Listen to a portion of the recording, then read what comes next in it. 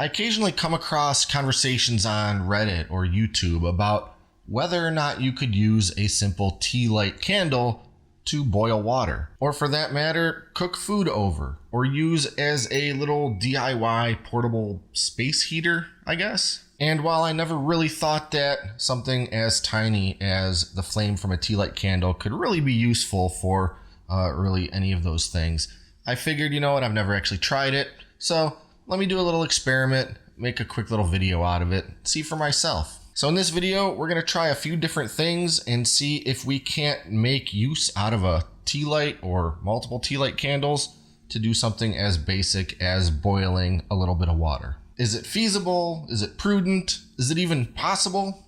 Let's find out. And the very first thing I'm going to try is using a single tea light candle and making a quick little burner out of an ordinary tuna can.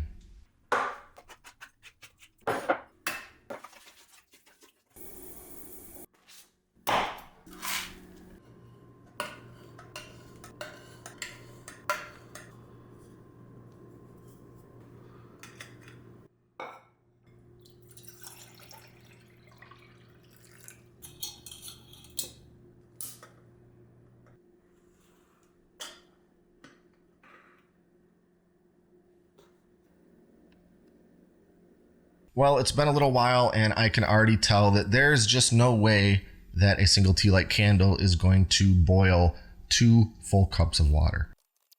So I'm going to try another little idea here, and that's to just put a couple more of those tea light candles into this same little tuna can burner. Triple the heat, hopefully that means it'll heat up 3 times as fast. But pretty much right away, I can see that this also isn't going to work because there's just too much flame striving for the oxygen that's getting through the little cuts that I made into this can. And as soon as I put the cup over top, it snuffs out all 3 candles. So that's just not going to work, and I think I have to abandon my tuna can burner altogether.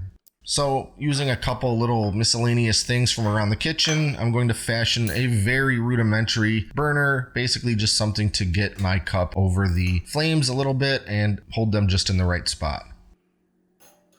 And after letting that go for a while, it's also seeming pretty clear that it's not going to work. Maybe I have too much water, maybe I shouldn't be doing 2 full cups of water, and doing a little reading while I've been waiting around, it seems that an enamel steel cup like this probably isn't a very good vessel for heating in any way because it's not going to be transferring that heat the same way that something like stainless steel would. So in the final experiment, and in giving these tea light candles the best possible chance of success, I'm going to swap out this enamel steel mug with a stainless steel cup, reduce it down to only 1 cup of water, continue on with the 3 tea light candles, and see if we can't get this thing up to a boil. And after quite a long time, getting close to an hour of letting this cook away, the water has clearly heated up. It's steaming, we've got a million tiny little bubbles forming in there, but as you can see with the thermometer, it's not really especially close to true boiling. And after observing this for quite some time, it doesn't really seem like it's getting any hotter than this. It seems to be kind of bouncing between 167 and 169 degrees Fahrenheit and not really climbing any more than that. So I have to think that that's pretty much the upper ceiling of how hot these candles can get this water in this cup with this little DIY burner, and we're definitely falling short of that 212 degrees we need to have achieved boiling. So all in all, I have to call this experiment a total bust.